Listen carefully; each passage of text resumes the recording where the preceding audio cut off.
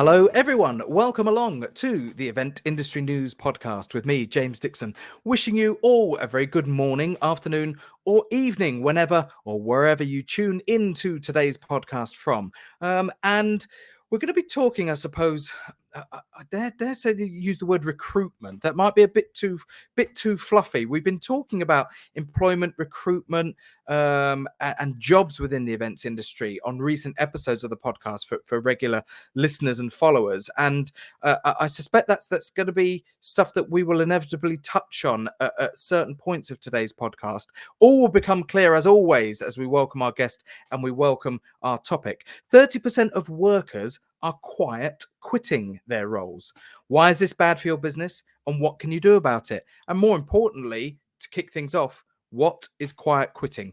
We welcome our guest today, Mr. Stephen Pickett. Stephen is the Chief Strategy Officer at Live Group and joins us from his base in London today. Stephen, welcome to the Event Industry News podcast. Thank you, James. I appreciate the invitation. Kind of you. Not a problem at all. Quiet quitting, I looked at, I thought, wow, there's plenty to talk about there, because it's not a term that I've come across, but I kind of thought, okay, I get it. Just in those two words, I suspect I know what it may be. But let's kick off with that question. What is quiet quitting? Sure.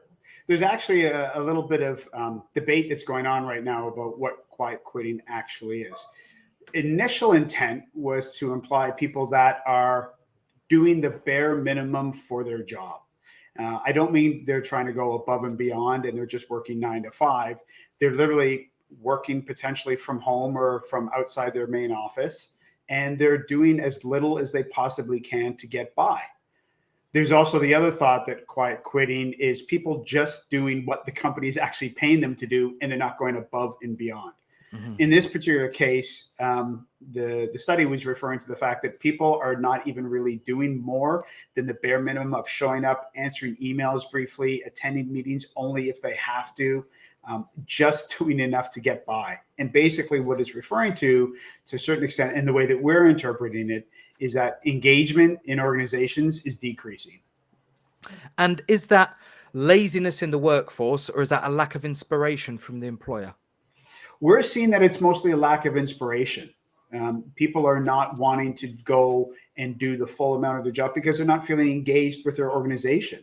They're just not connected to the organization from a lack of communication, a lack of cohesion with what the message and the intent of the organization is. They're not feeling rewarded. They're not feeling that they're getting incented properly, recognition. They're not feeling, for those that have joined organizations during the pandemic and even before, onboarding is not done properly.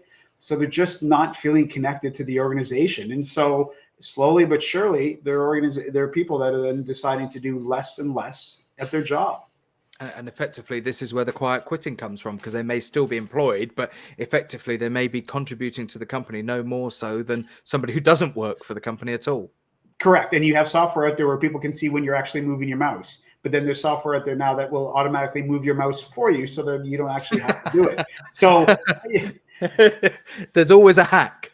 There is always a hack for it, James. Absolutely. There is always a hack. I wonder, Stephen, just now that you've explained and put into context what we're facing and what we're dealing with here, whether or not there is a correlation at all to something that I read about, probably go back 4 years now, maybe 4 or 5 years, which is that I can think personally of 4 people off the top of my head who I know very, very well, who have retired having only worked 1 or 2 jobs in their life. And I read sort of 4 or 5 years ago that, the generation that is now coming through university, we've just finished that period of time where A-level and GCSE results in this country have come out. So all the new college semesters and terms are starting.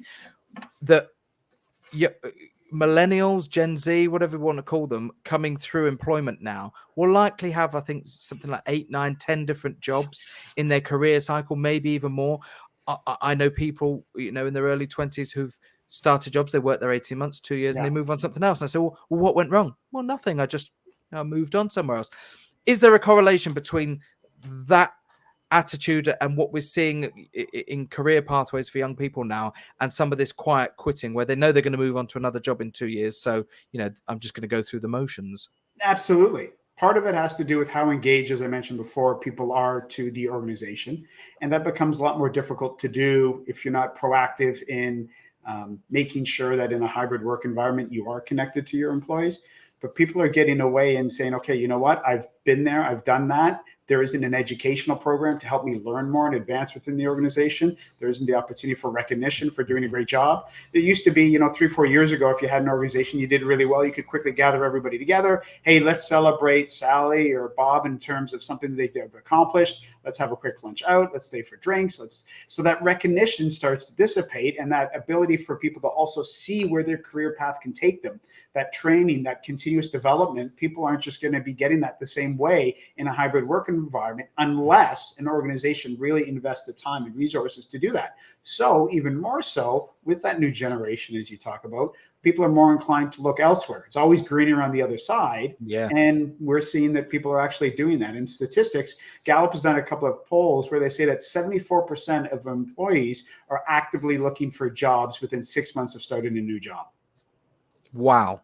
I mean, that's a huge percentage of the workforce. And a couple of things that I've scribbled down here from an investment point of view is that I wonder how many companies have tried to go down the route of investing in their people, but seeing people leave or go through the motions of their job and maybe leave after 18 months, 2 years, whatever it may be, it's that chicken and egg situation. Maybe they thought, well, we've tried investing money, but we've ended up losing money because we lose these people after 2 years. Then we have to go through the entire process of Correct. team building events, of training, Correct. of acquisition, so, well, we'll just not bother investing how we used to in the staff. Right. And then, of course, then you end up with staff who are disillusioned because they don't see that there's an investment pathway. Correct. And then your recruitment. Recruitment costs go up. Yeah, self-fulfilling prophecy, So, it does. It becomes a circle. One of the clients that we work for, we do all their intake of their students every year. We just actually completed it last week. And They have anywhere from 1,000 to 1,500 students that they onboard every year. So as part of their induction, we'll do the pre-work. We'll introduce them to Hive, which is our platform, to make sure that people are then engaged in the message before the actual 3 days of training. But then what we do is we track them after. So how engaged, continue to give them and deliver messages to them so that they're understanding, make that a two-way conversation and dialogue. But now we're tracking them continuously through. So not just after year one, and then we don't see them again. Let's track them after 6 months. Let's track them after 12. And then when you see before they end up actually finishing what they're going to be working at the organization for, that 3-year span, how many have stayed and how many have left. And once we've done that so far, what we're seeing is after the end of the first year, so they're entering the second, if you have a message that is consistent and you're checking in with them more frequently, the number of people that are actually then leaving organizations is decreasing. So ergo, now you're paying for the services and you're making sure that you're not losing a lot of that information on a brain drain where people are leaving, and you're not wasting that money. If I may digress just for a second, Sure. Stephen, and you reference there what you've just done with this onboarding process, new intakes, etc., etc. For people who maybe not familiar with Live Group, I think it's important at this point maybe just pause and explain what it is that you do as an organization, so that people can then go back to referencing the point you just made about onboarding these new students. Sure, that's fair. I appreciate that, James. So we do events, but what we do is we really make sure that we focus on the audience. We ensure that our client and the message that they're looking to deliver lands properly and effectively on the audience in which they're going to be speaking to. So we focus a lot more on content, the delivery of the content, and then also the learning styles that everybody brings to the table. So in understanding how you're going to have a cohort that joins, and that in that group, you're going to have, if you think back to when you were, in elementary school, or as a Canadian, we called it elementary school. Primary school for us, Exactly. You would have the joker, right? And then you have the dreamer looking out the window, trying to see what they want to do. Then you're going to have the person that's really studious. Everybody learns differently. And when you turn 25 or 20 and you enter the workforce, that doesn't change. I'm still the same person, how I like to learn. It's probably evolved, hopefully, a little bit. But what we then do is we make sure that we understand the different learning styles, and then we're going to tailor the content accordingly. And so as an events organization, we still run your event, but it's the work we do pre and post to extend the life of that content and also make sure it lands the way that you want it to. So we really focus on the audience rather than just on, let's make sure it's glitz and glamour type of event. Yeah, and you make an interesting point there. Maybe not knowingly, but this idea that in education, we still work in a very linear format with Mm. education where, Mhm. all children of a certain age are expected to learn to that standard.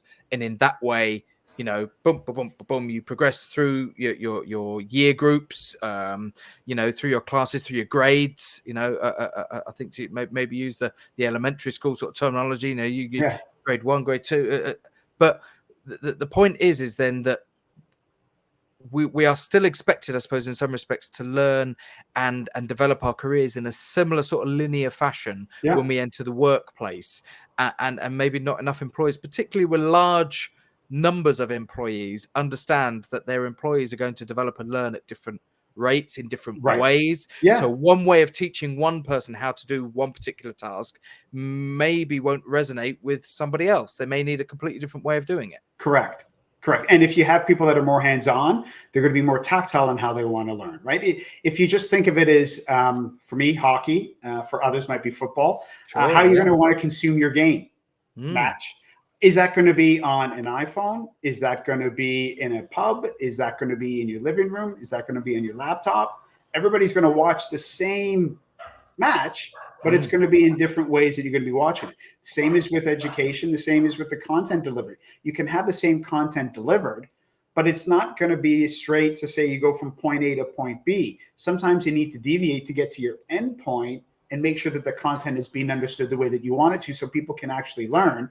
But unfortunately, I have 3 kids, not unfortunately, but I have 3 kids, and they're through most of their schooling. Yeah. And they understand how they learn, right? So it's easier for them. But I've seen how if you just go straight down that one path.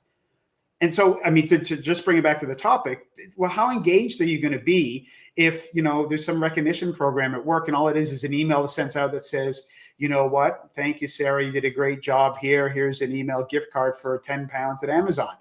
Well, you know what? Maybe she needs a gas card and a petrol card because she's, struggling to be able to get petrol because of the energy crisis. Yeah. So it's understanding what motivates your team and communicating them. You're going to get them more engaged when you do that.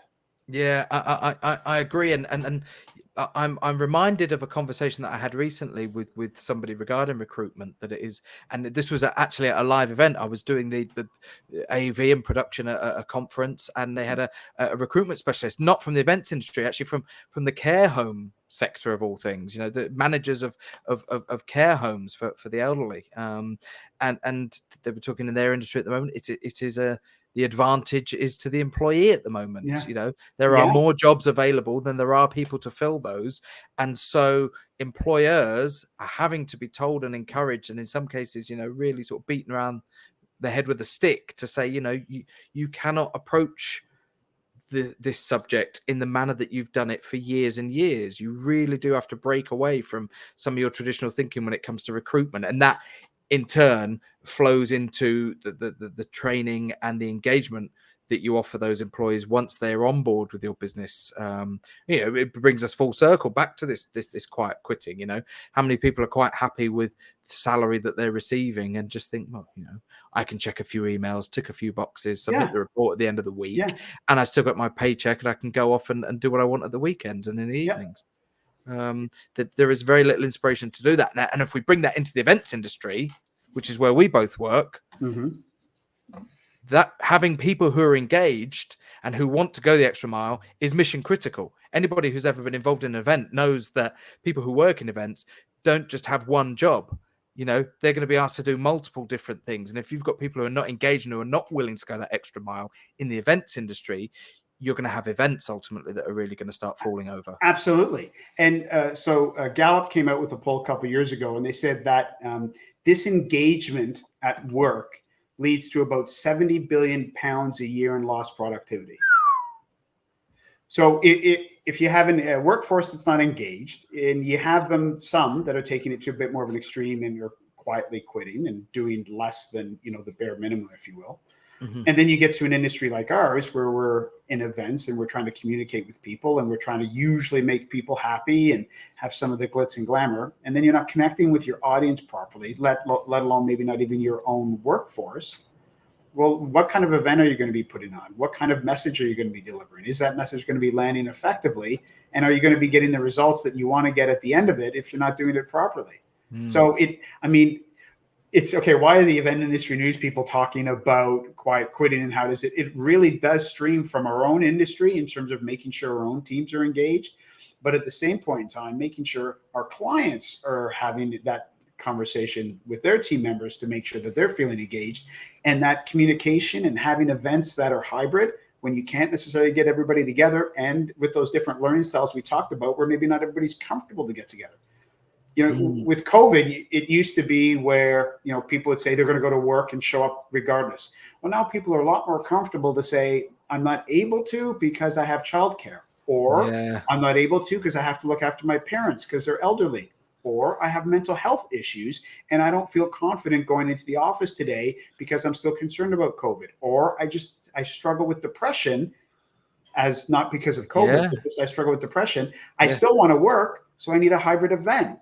So it's wrapping all of that engagement and being effective for you, that message that really becomes more important as you unwrap. How do I need to deliver my message, and what does that message need to be to keep people engaged in my organization and within my own message? It's so much more difficult now, and there is always a counter argument and a difference of opinion. And you talk to some people and they say, well, working from home is the best thing to ever happen for my business, because people are then afforded the flexibility to drop the kids at school, start work at 9:30, break off for an hour to pick them up from school, but then they might work until 8 o'clock at night. They might be much more productive. That there is always a sort of an opinion and an argument one way or the other in this scenario that we've not been forced into, but found ourselves into Yep. through circumstance, particularly in the in the last 2.5 years. Sure. I suppose that just to sort of throw the devil's advocate card on the table for a second, is that if I'm employed by a company and I'm given a contract and a job description, that's what we intend, we expect you to deliver from your role. If I'm ticking those boxes and I get called into the boss's office to say, well, you're not really going above and beyond, we're a bit disappointed, provided that person is ticking the boxes and fulfilling their job requirement, really can employers have any sort of argument against that at all? If somebody called me into the office and said, well, you're not going above and beyond, well, pay me more, then I'm fulfilling my job. How much advantage do the employees have at the moment over that sort of argument, should an employer question them about it? I think they have a very strong argument to support. I'm not advocating that people have to go above and beyond to be able to maintain their job or even actually seek promotion and be recognized for that. But in that particular case that you're saying, if somebody is doing their job and they're doing it effectively, more power to them. I think then you need to look at your managers and leaders and saying, okay, well, why are they questioning an employee that is actually doing their job effectively, bringing all their cards to the table, doing what I ask them to do? I mean, at Live Group, we allow our teams to work flexibly. So, if you're working at 7 in the morning or 7 at night, that's fine, as long as you're getting your work done and the projects are being done in the manner and the level that we'd like them to be done at, and that they expect of themselves. But if you have people that are regressing and doing less than the 9 to 5 tasks that they need to do, then I think that's where it poses a lot more of a challenge for an organization. Yeah. But even still, if somebody's working from home and they're doing their 9 to 5, I think as organizations, we still have to make sure that we're recognizing our employees effectively and our team members, because there's, as much as there's a quiet quitting, I mentioned earlier about the brain drain. So if somebody leaves, what about the new recruits that are coming in? How are they learning their job if you can't have everybody available all the time? I mean, these days you see people and they block out their calendar 5 minutes for coffee and 30 minutes for email in the morning and 30 minutes. Well, there's no free time anymore. Whereas before, I used to be able to just go, pop by Surender's desk and say to him, hey, can we chat for 5 minutes? I need to work through this challenge. Sure. And that's where having that hybrid work environment can be a struggle, to have somebody from home all the time.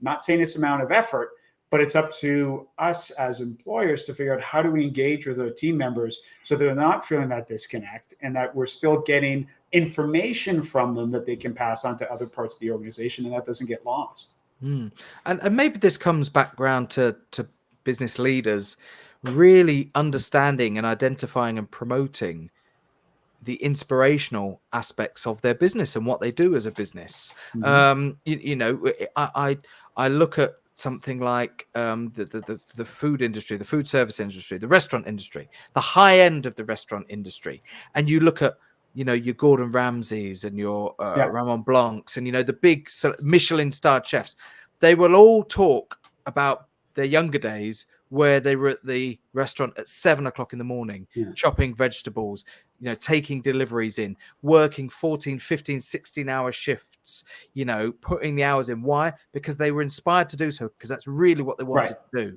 do, and I suppose in some respects when we're talking about this whole subject, we're talking about businesses really finding what is inspiring about their business and selling that to their employees. Because if your employees are inspired about it, and they're inspired to be better in themselves and to achieve something, because there is a goal, an end game, so to speak, to achieve a certain level, then maybe not enough businesses have identified what can really inspire their employees, and that's really what they need to do in the first instance. They do. And they spend how much money on making sure that they're inspiring their clients and that their message and their brand is getting out there. But then the people that drive that brand and inspire that inspiration, if you will, in their clients are then not being recognized and inspired themselves from their own company.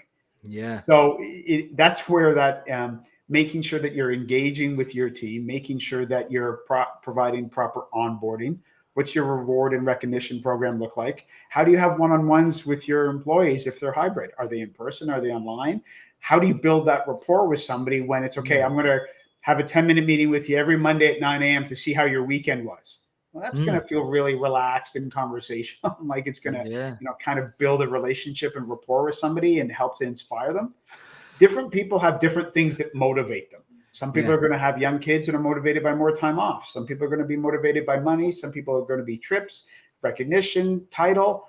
Until you actually start to understand your individual team members and what's going to motivate them and inspire them, a blanket communication and a blanket onboarding that isn't tailored to the audience specific to the ones that are coming is going to fall flat long term. And you're going to start to see people leave, which people are debating whether we're going through the great resignation right now. But to your point earlier, that's where I think employees have a really good opportunity right now to say, you know what, we're not happy with the way our internal communications are going right now.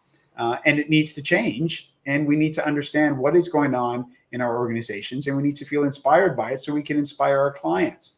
Yeah. The other thing that really has got me thinking, or the other sort of area I'm thinking about is the team, the word team. And the idea of feeling part of a team and connected with like-minded people. And online dating. We have algorithms now where you can set up a profile, put your likes, your dislikes, the interests, the food that you like, the music that you like, the arts that you like, the places that you like going to. And we've got these sophisticated dating apps now that can match people with similar interests, and they have great success at doing so now. I know several people who've met their life partner and their spouse on online dating. Similarly, in the events industry, we have these amazing event platforms now that can match people's business interests and requirements. What are you selling? What are you buying? Oh, great, you guys should meet together. Why are employers maybe not deploying some of this technology that's already there, so that when they bring on 2 or 3 or even one new person to their team, maybe that person is given an idea of what their other team members, likes and dislikes there are. Is there common ground between the guy that sat on the opposite side of the office or at the other end of the country? They will probably have WhatsApp groups for business or Slack channels for business. Do companies have social channels now where they can talk about stuff that's not work related, but with their work colleagues to find that common ground? I think all of these sort of things need to be considered in terms of a team building, going back to the sort of the traditional idea of team building. Yeah, because traditionally it's like, hey, let's go to the pub. It's Thursday night. Let's have a couple of drinks and let's learn more about you and your family, and which is great. But it's harder to do that when people have different commitments now and are, very reasonable in understanding, I don't want to spend as much time commuting anymore. Absolutely. But that sense of how you build a team, it used to be around something. You had the same manager. You're working on the same project. You had the same client focus. It was something there.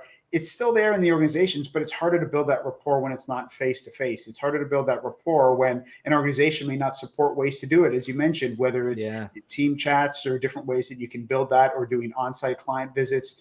There's several ways that you can do it, but it needs to be very planned out and methodical in the way that organizations roll those types of things out, because you can't just assume that the 4 people that are working on the same project are going to be talking. And that's where the collaboration comes in. That's where, ineffectiveness of people that aren't engaged, when I reference the 70 billion pounds, that's part of where people aren't feeling engaged to the brand and they're feeling disconnected. And that's part of the team.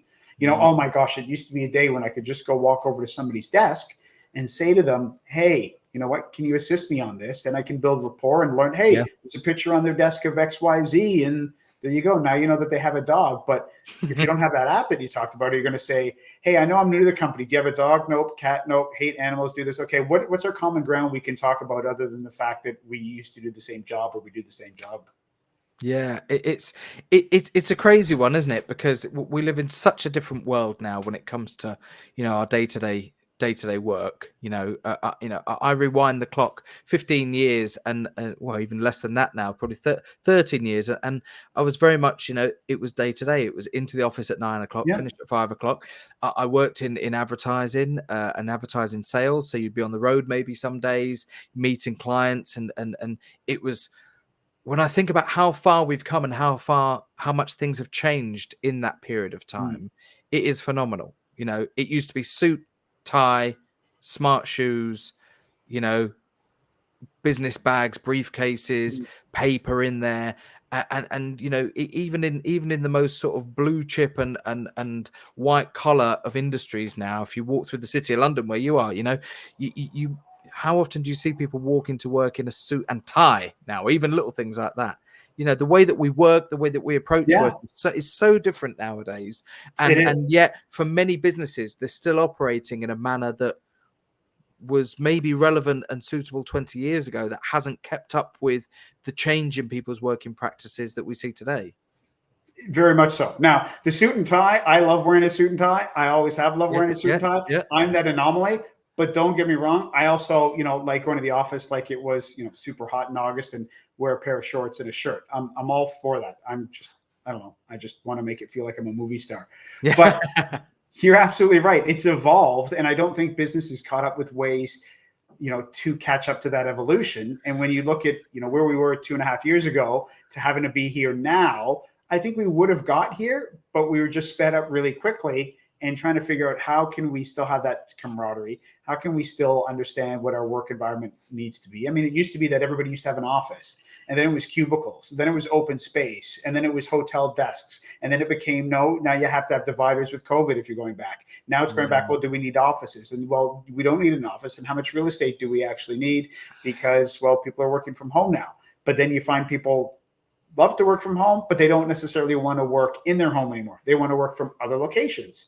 So am I going to work, go up to Manchester and work there because I have some family there, kind of thing? There are different opportunities for people to understand what that workforce needs to do.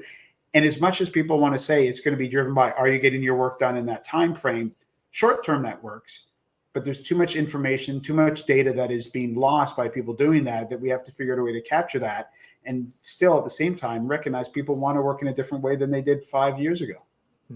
I remember walking into an office probably 6, maybe 7 years ago, when we started this podcast. Back then, it was conceived as an in-person thing. We would pack up, a suitcase with some microphones, some stands, and a mixing desk, and a digital recorder and a camera. And we would go and set up, usually in a conference room of an event company or a supplier somewhere. We would get guests in and we would record it, as if we were in a radio studio, which was great, And as things have evolved, this has become the way that we do it now. We do it via digital platforms. But going back to walking into one of those offices, I remember walking in and seeing probably a dozen or so people, young people, all sat at computers, working away, and every single one of them had a pair of headphones on. They were all locked in their own space. They'd made the commute into central London, probably an hour or so on public transport, given the location. And they'd all commuted in that morning. They'd all come in, set up, and then lock themselves away back in their own world. And that is the perfect scenario of identifying, well, what's the need for the office space then? They could be sat on that computer doing work in their own little world at Yeah. home without the commute and without the expense of doing that. But what are we losing and what are we gaining by doing that? And are there ways, if that's how people work, if they sit with their headphones, straight away I've thought, how many companies have a company radio station or a company playlist and some headphones Yeah. where if people want to listen to music, everyone's listening to the same music at the same time, so that a tune comes on that you like, and you look at the guy at the desk Yeah. over the way from you, go, oh yeah, this is a good one. Everyone's in their own sort of world, aren't they now? And I just wonder if you sat down with a big sheet of paper, I bet you and I could probably just come up with loads of silly, crazy ideas that actually there could be some mileage in maybe building this team ethic and building that sort of bond in a workplace. Absolutely. And there's different ways to do it. So one way that we've entertained being able to do it is, I work in London. We have different people that work around different areas of the UK, is going to visit them in their location and have a group of people go visit, whether it's at their home, if they're comfortable with that, or if there's a coffee shop nearby, and having everybody work for the day from that different location. So you're traveling to Leeds. We have a group of people actually in Leeds today, and they're there and they're working with the person that actually lives in Leeds, and they're working there. So they get to see a different part of the country. It's still a team that they're building out there, and they're doing something a little bit different. 2 weeks ago, they were in Wales.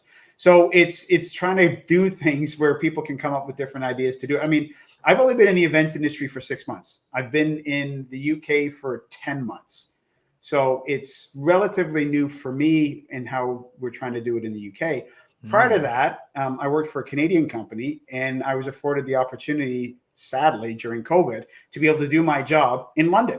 So I moved here for love, living with my wife, but I was working for my Canadian company. Yeah. And then people said, well, hey, can I come stay with Pickett? And if I stay with Pickett, I can still do my job and I can get to see London.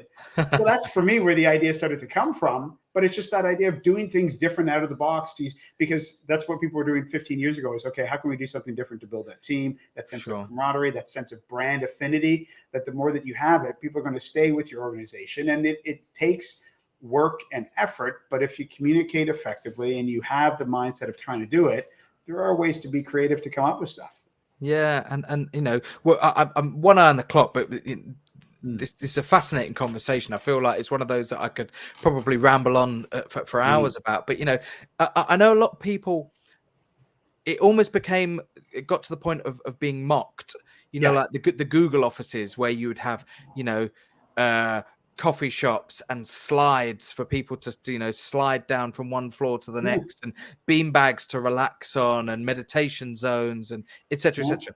But I know that they were mocked, but they were being done for a reason. Companies like that don't put elements like that into their workspaces unless somebody somewhere has done research on that and knows that's going to bring value. That's going to bring business value to what we're doing. Absolutely. And I think maybe we should rewind 5-6 years to some of those sort of examples that we started to mock a little bit and actually think, were they onto something there? Could we do that? We might not have the might of them. We might not have the financial clout to go and transform our office spaces, but could we take inspiration from some of those ideas and actually seek to deploy them in our own workplace? Absolutely. Uber, when they I guess about 4 or 5 years ago, in Toronto at least, they had designed their office so that it was open 24 hours, 7 days a week. And so people that were in development or in coding, they could work whenever they wanted to. And a lot of them prefer to work at night. And so they go in the office and work at night. Yeah. Okay. Yeah. They just wanted the work done. Didn't matter. It was getting done. So it was a different way to do it. It was engaging with and knowing who their audience was, knowing how they like to work, and then tailoring the work environment to be able to get the most out of them. They still had the headphones on, but then at least, when the manager is saying, okay, this is how we need to pivot what we're currently working on, they're all there, but they're there in a time frame and a comfort level that they have. Yeah, look, I'm gonna. I don't do this often on the podcast, but I'll throw it out to people tuning in. Send us in your examples. What ideas have you got? I'm sure there are enough people out there with great ideas in the workplace. For how to deal with this quiet quitting issue that we've been dealing with today. At Event News Blog is us on Twitter. You can find us on Instagram and LinkedIn and things like that. And if you're following any of those pages and any of those feeds for Event Industry News, get on board with your ideas. Tell us, you've listened to the podcast today. Here's an idea for how you think, we can deal with this quiet quitting issue. What have you done in your workplaces out there, listeners? What have you done to improve, team camaraderie? I know Yeah. it's an old phrase, but camaraderie is a great phrase to describe, a well-oiled team that has a sense of togetherness, and it's something it's a term that's used in sports an awful lot to describe a well-oiled machine of a team that are together and achieving a common goal. And the most successful sports teams certainly have that element of camaraderie, and it should be no different in business. The most successful businesses will have an element of camaraderie amongst their team where everybody's pulling together. And I would encourage at that same point in time to say, okay, challenge your audience to say, do I know my audience? Do I know my audience that I'm delivering an event to and they're getting it the way that they should be getting it? And do I know my audience internally and how my team needs to be working? Because, the expression that I like to use is, if you always do what you always did, you're always going to get what you always got. And people are leaving organizations now in record numbers. So clearly we need to change something. And maybe you're onto something about how we need to build those teams up again. Absolutely. We've been talking on the podcast today to Stephen Pickett, the Chief Strategy Officer at Live Group, about the subject of quiet quitting, about people maybe just going through the motions of their job role and, not necessarily going above and beyond, because we discussed this, didn't we, Stephen? But about maybe a lack of motivation or desire or inspiration from business leaders to encourage them to progress and to perhaps do their job to the absolute best that they could possibly deliver, rather than just ticking those boxes. And no doubt it's something that we need to keep our eye on, because there is a recruitment crisis. In the events industry, there are loads of roles that need fulfilling and not enough people to fill them because of the pandemic. Ultimately that's the driver of that recruitment issue in the events industry at the moment, is that when events were shut during the pandemic, we lost good people and we need to replace those good people. So this is a really good time for businesses to be thinking about how they build those team bonds and how they inspire their employees when they do join their business. Stephen, it's been great chatting to you today. Before we wrap up, really important that we give you the opportunity to give a shout out for any ways in which people listening today that may want to get in contact with Live Group or with you personally to find out more about what you guys are up to, and maybe to extend this conversation directly with you. How do they get in touch with you and Live Group? Great. Thanks, James. I appreciate that. Very much love to continue the conversation and start to meet new people and understand their thoughts on it. So best way is probably my email, which is stephen.pickett@livegroup.co.uk, or conversely, you can find me on LinkedIn at Stephen D. Pickett. Fantastic. And Stephen with a PH, everybody. Stephen with a PH, yes. Stephen with a PH. Thanks very much. And of course, if you want to get in touch with us, I've mentioned some of the channels. At Event News Blog is us on Twitter. You'll find us on Instagram, LinkedIn, Facebook, all of the usual social media platforms, as well, of course, as eventindustrynews.com. If you are listening to the audio version of this podcast via your favorite podcast platform, go to eventindustrynews.com, where you can check out the latest news, features, and special supplements on the Event Industry News website, as well, of course, as the legendary Event Industry News A to Z supplier directory. If you're an organizer working within the events industry and you need to find a product, a service, or a supplier, go to eventindustrynews.com and look up the A to Z supplier directory, and I've no doubt you'll be able to find what you need in there. Of course, if you're already on the website today, thank you very much for tuning in and watching the video version of this podcast. And please don't forget that you can go in the opposite direction to wherever you get your audio podcasts from. Just search for Event Industry News and you'll find the podcast. You'll be able to hit subscribe and listen to all of our episodes. Our thanks once again to Mr. Stephen D. Pickett, the Chief Strategy Officer at Live Group, for joining us. Stephen, it's been great to have you on the show today. Thank you. Thank you, James. And this is us signing off on another episode of the Event Industry News podcast. Stay safe, everybody. We'll see you on the next episode. Goodbye.